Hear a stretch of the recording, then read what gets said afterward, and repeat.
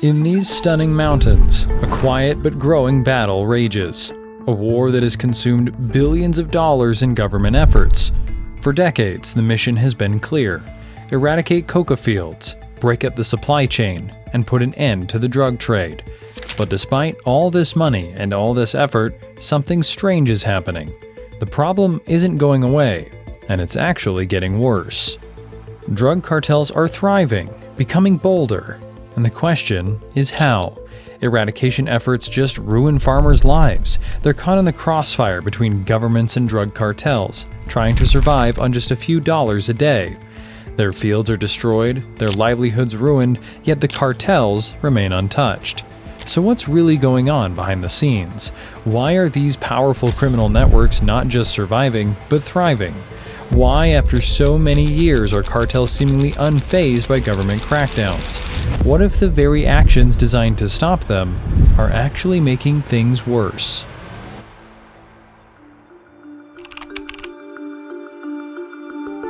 Imagine a hidden empire that spans continents, with its roots deeply buried in secret fields and its influence spreading into every part of our world. Every year, 2,000 tons of cocaine are produced, a staggering figure that continues to grow, with the market estimated to be worth an astonishing $130 billion US. But cocaine is merely one chapter in this sprawling saga. The heroin trade rivals it in magnitude, injecting another $110 billion into this global underworld. And while cannabis is often dismissed as the lesser evil, its market still commands a hefty $75 billion. Then there are synthetic drugs, man-made mixtures, which add a further $60 billion to this clandestine economy. Altogether, this hidden economy is mind-boggling in its scale. The total value of the illicit drug trade is estimated to hover around $375 billion globally. But these aren't just statistics. They're a colossal force that shapes economies, influences governments, and alters the lives of countless people worldwide. On the edge of Tijuana, where the city borders the vast desert, an extraordinary event is about to take place, one that will go down in history. It all starts with a single spark, as a soldier lights a matchstick, setting off a massive bonfire beyond imagination. Mexican troops burned 134 tons of marijuana in the country's largest ever pothole. This isn't just any fire. It's the dramatic end to Mexico's largest drug bust in history, with an astounding 134 tons of marijuana set to be swallowed by the flames. Hidden in plain sight, 6 massive shipping containers held the secret. Inside, a treasure trove of illicit goods, 15,000 parcels, each meticulously packed and marked with bizarre symbols, animals, smiley faces, even Homer Simpson. These symbols, far from innocent, were the traffickers' way of marking where each illicit package was headed. Before the fire could destroy this massive seizure, every package was thoroughly inspected and documented, highlighting the scale of the operation.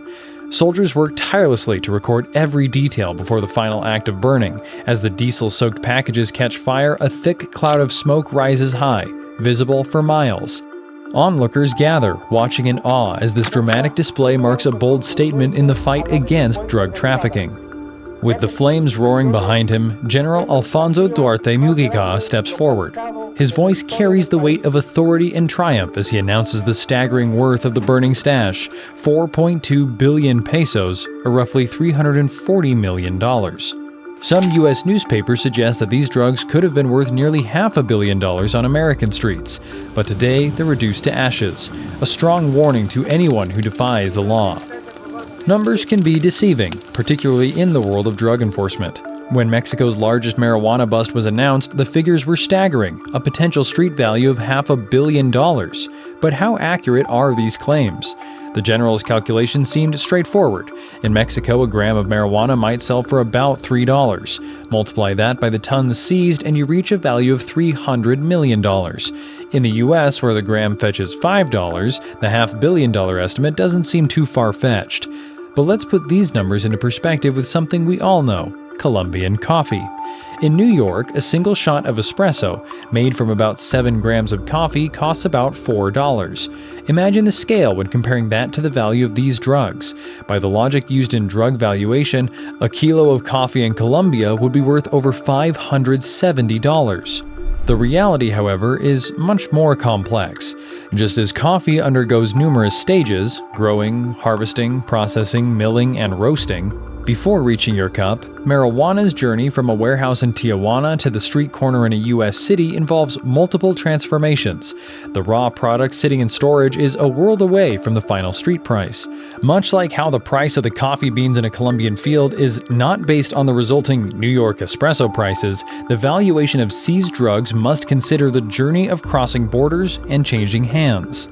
While the general's announcement made for dramatic headlines, the true value was far less. It's a reminder that in drug enforcement, numbers are often as hazy as the rising smoke from a burning warehouse. Imagine the heroin hauls in Afghanistan or the cocaine bricks in Colombia. Headlines often tout billion-dollar busts, as if the drugs had already reached New York or London streets. Yet this method of estimation is as misleading as it is eye-catching. Despite billions spent and countless lives affected, our understanding of this underground economy remains painfully superficial. One of the most persistent economic missteps by governments, from Bogota to London and New York, is their unwavering focus on the supply side of the drug trade. It's a strategy that challenges basic economic principles, which clearly suggests that curbing demand would be far more effective. Here in the Andes, the very roots of the cocaine trade flourish, a global enterprise valued at $130 billion annually. This powerful drug, consumed in nearly every corner of the globe, originates from just 3 South American countries: Bolivia, Colombia, and Peru. The journey begins with the humble coca plant, a tough and resilient bush thriving in the rugged foothills of these nations. Whether transformed into powder or the potent crack cocaine, it all starts here. Despite intense efforts to cut off the supply, these actions have only made the criminal networks richer. Instead of reducing the drug trade, this approach has actually created a more profitable market for criminals. The governments of Colombia and Peru wage a relentless battle against coca cultivation. Driven by the desire to maintain robust ties with the United States, these nations have drafted their armies, not for war, but for a mission that blends agriculture with eradication. Here, soldiers are transformed into an emergency gardening force, tasked with uprooting every trace of the coca bush. Yet, this is no simple task. The rugged landscape of the Andes makes this mission extremely challenging.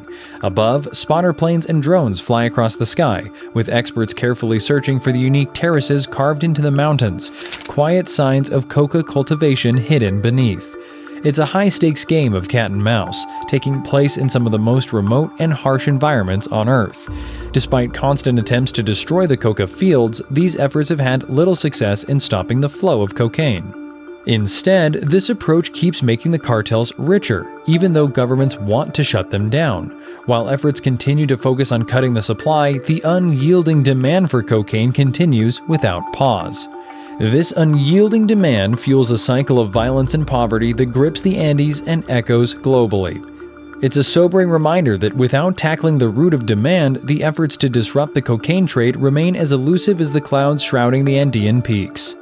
Much like coffee, drugs such as marijuana or cocaine embark on their own journey before reaching their final street price. A gram of marijuana might sell for $3 in a Mexico City nightclub or $5 in an American college dorm room. But in a Tijuana warehouse, unsorted, unsmuggled, and unsold, its value is significantly less. The stark reality often contradicts sensational headlines. While reports claim the marijuana seizure at Tijuana was worth $340 million, the truth is more sobering. In Mexico, the wholesale price hovers around $80 per kilo, or about 8 cents per gram. By that measure, the stash was probably worth closer to $10 million, possibly even less. Selling 100 tons of illicit goods isn't as simple as moving it by the kilogram.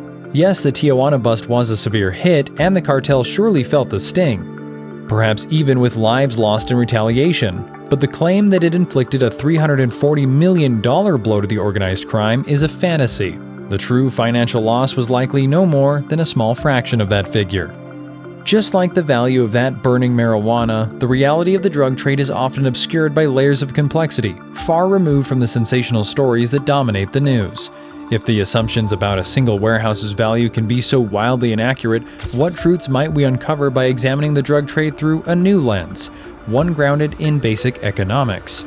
Perhaps it's time to shift our perspective and explore the deeper truths hidden beneath the headlines.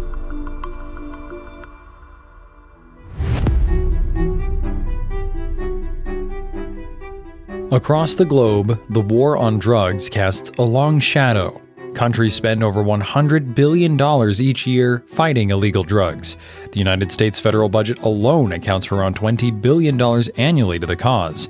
But despite all this money and all this effort, there's little evidence that it's working. The drug trade is massive and just doesn't seem to care. So how long will governments keep fighting this losing battle without rethinking their approach? Maybe we need to consider basic economic principles that could change this fight. In Colombia, the fight against coca plants has taken a harsh new approach. Small planes fly low over the fields, spraying weed killer that destroys not only the coca bushes, but also the crops farmers rely on to survive. This leaves behind devastated lands and angry communities. At first glance, these eradication efforts seem incredibly effective. Over the years, countries like Bolivia, Colombia, and Peru have destroyed thousands of square miles of coca plantations, increasing their efforts each year. It's akin to weeding a garden 14 times the size of Manhattan every year. According to the United Nations, about half of the coca plants in the Andes are now destroyed annually. You might think that losing half of their crops every year would cripple the industry. But here's the twist. The cocaine market keeps bouncing back. As quickly as soldiers destroy the coca plants, farmers replant them. Despite all the destruction, the overall coca output stays the same. After a decade of the most intense eradication, the amount of land used for coca in 2000 was nearly the same as in 1990, around 545,000 acres. When one country, like Peru, reduces coca production, another, like Colombia, sees an increase. When Colombia cracks down, coca grows again in Peru. It's known as the balloon effect. Squeeze it in one spot, and it pops up in another. It's a never-ending cycle where each success in the war on drugs is quickly countered, leaving farmers caught in the middle, their lives and livelihoods tossed around like pieces in a never-ending game. Despite relentless efforts to destroy coca crops, an economic mystery unfolds. Intriguingly, the cartels haven't raised their prices. In the United States, a gram of pure cocaine still sells for about $180, a price that's been steady for the past 2 decades. Even on the street, where cocaine is often cut and diluted, the price remains about half that amount. You'd think that with machetes slashing through fields and gallons of weed killer raining down, the supply would shrink, causing prices to surge. But that's not the case. Prices are stable, and it's not because demand has dropped. In fact, the number of regular cocaine users in the US has remained between 1.5 and 2 million for years, with a recent slight dip offset by soaring demand in Europe. According to the United Nations, global demand remains steady. So here's the puzzle. With a stable demand and a supposedly shrinking supply, why haven't prices gone up? Cocaine remains as affordable and accessible as ever. How have cartels managed this? What is their secret to defying economic principles that affect every other industry?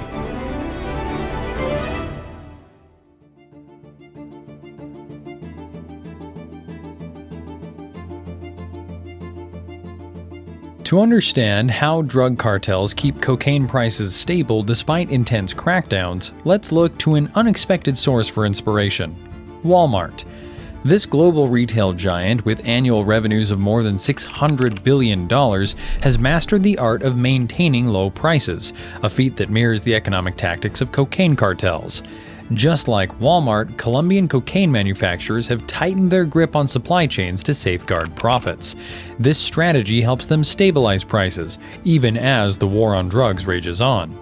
Walmart's success in maintaining low prices lies in their efficient supply chain management, a strategy that Colombian cartels have adopted to keep cocaine prices stable, even under pressure. In this unexpected parallel, we see how both retail giants and drug cartels navigate complex markets, each in their own relentless pursuit of stability and profit. Sam Walton opened his first store in 1962, and since then, Walmart has become famous for its incredibly low prices, which are always a dream for customers. But they're a heavy burden for the farmers and manufacturers who supply Walmart's shelves.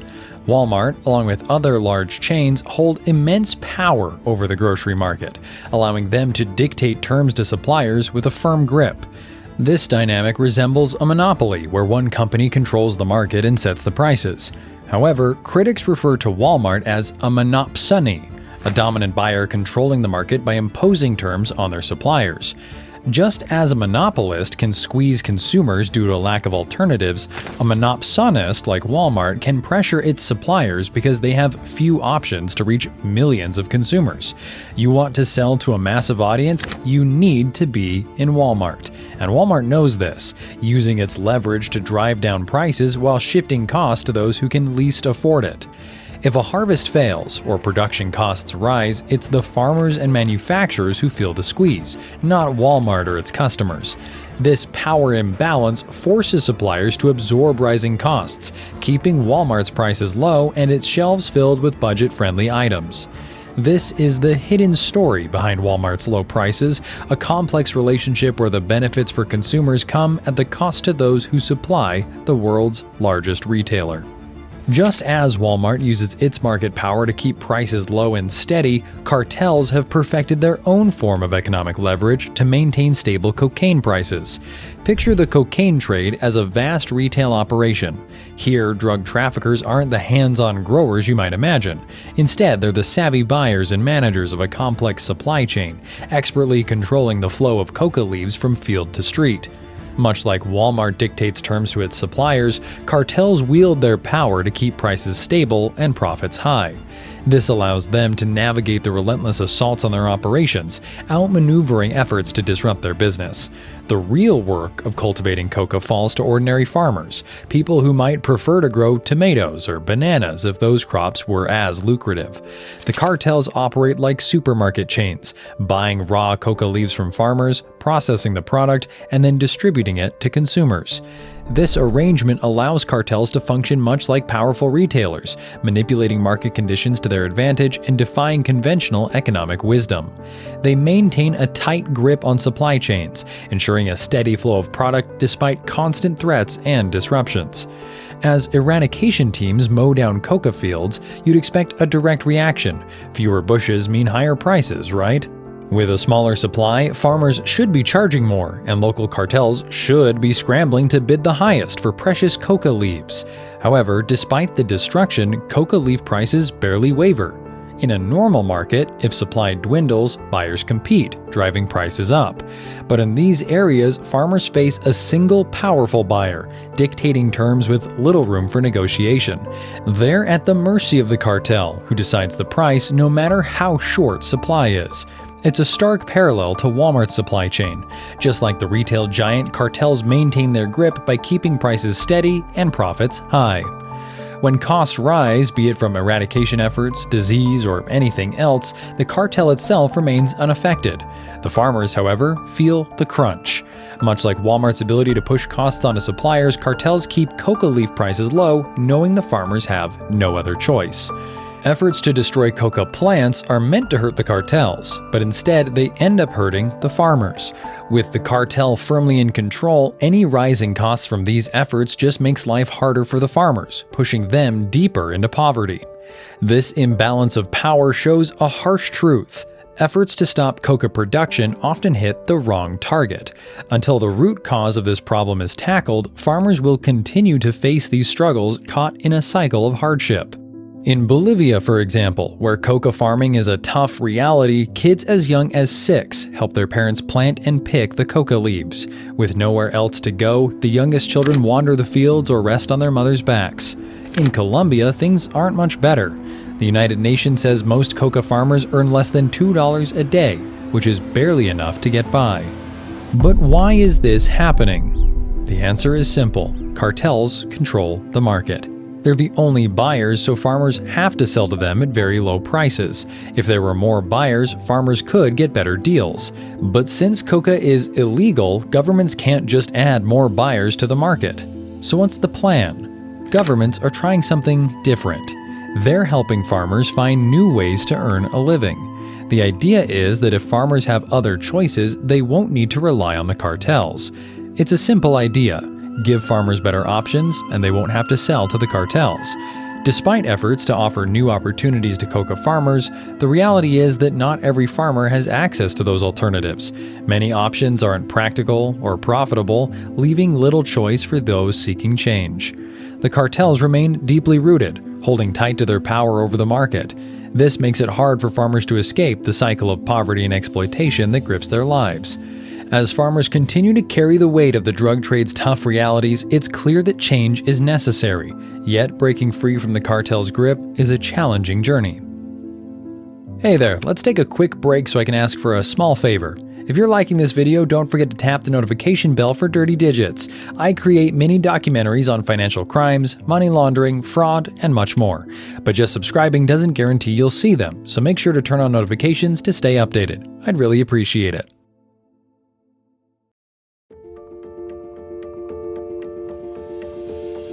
A single kilogram of cocaine begins its journey here in the Andes, and to create just 1 kilogram of cocaine, traffickers need 350 kilograms of dried coca leaves. In Colombia, these leaves cost about $385. It's here in laboratories hidden away in the jungle that the transformation begins. The dried leaves are processed into the resulting cocaine, raising the value to around $800. But this is just the start of the cocaine's remarkable value escalation. When this kilogram is ready for export from Colombia, its price jumps to $2,200. Once it lands in the United States, the story continues. Here, the cocaine's worth skyrockets to $14,500, the price of a kilo in the hands of importers. As it passes to mid-level dealers, the price climbs again, reaching $19,500. Yet, the most astonishing leap is yet to come. Finally, when this kilogram of cocaine hits the streets, its value soars to an unbelievable $78,000. From the quiet fields of the Andes to the bustling streets of Los Angeles, this journey is driven by a relentless market demand and complex networks of trade. Each step of the way, the price multiplies, reflecting not just the cost of production, but the risks and stakes involved in the drug trade. The journey of cocaine from the fields to the streets isn't just about profit. Along the way, the drug is mixed, or cut, with other substances, stretching its value even further. This process reduces the purity, but boosts profit dramatically. At full purity, a kilogram of cocaine on the street fetches about $122,000, an extraordinary markup from its production cost. Now, consider this. What if South American governments managed to raise the price cartels pay for coca leaves? If they could double or even triple the cost, making it, say, $1,155 to produce a kilogram of cocaine instead of $385, you'd expect a corresponding rise in the retail price. Even if production costs went up, the final price on U.S. streets would only increase by a small margin, about $770. That's just a 77-cent bump per gram. Does it justify the billions spent on eradication and law enforcement efforts aimed at cutting cocaine supply? Remember, every year, countries spend more than $100 billion trying to stop illegal drugs. It's a huge amount of money. The United States alone spends about $20 billion at the federal level. Even if the price of coca leaves goes up a lot, it hardly changes how much cocaine costs on the street. The UN, USA, and local government strategy is simple: to destroy the coca fields and guide farmers toward other crops. But there's a hitch. These farmers need crops that can fill their pockets, enough to feed their families. But growing something different isn't enough. They need to sell these crops, and for that, they need infrastructure. How can farmers sell coffee beans or bananas when there are no roads, no trucks, and no markets? It's a steep climb. With drug traffickers, it's different. The whole setup goes right to the farmer's doorstep. So, here's a thought. Instead of pouring $100 billion into eradicating coca crops, what if the money were used to build infrastructure? Roads, transportation, and markets could transform everything for these farmers, offering them a real alternative. These farmers aren't villains. They're simply trying to survive under immense pressure. They need support, not condemnation. But there's one final question we must ask. Are governments genuinely committed to ending drug trafficking? With $100 billion of various budgets in play, it's a tempting pie for many to slice.